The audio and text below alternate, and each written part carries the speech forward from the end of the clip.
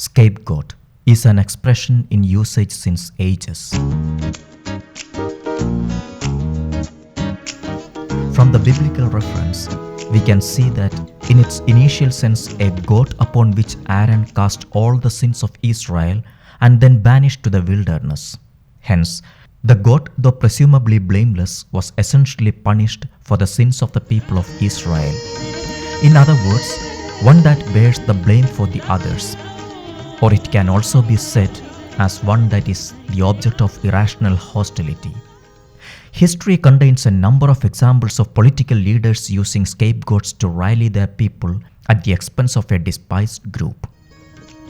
The concept of scapegoating is also somewhat consistent with Sigmund Freud's notion of displacement or projection as defense mechanism. More recently, social psychologists have explained the tendency in a similar terms, but with some qualifications and clarifications. For example, a person who has a fight with the neighbor comes back home, kicks the dog for a minor misbehavior.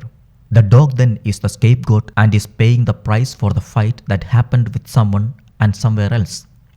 Scholars have specified some conditions in which scapegoating against a particular group is most likely to occur.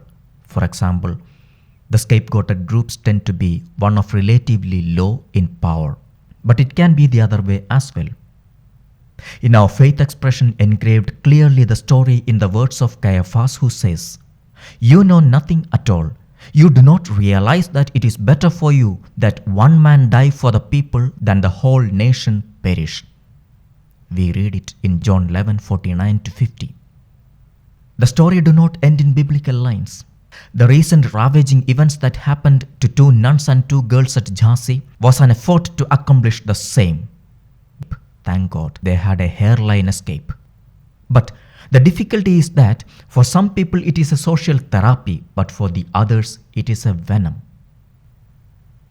Well, after attaining miles and miles in our life of technologies that look perfect, we humans are still deep in the mystery of man-made puzzles for which solutions must resurrect or at least resuscitate.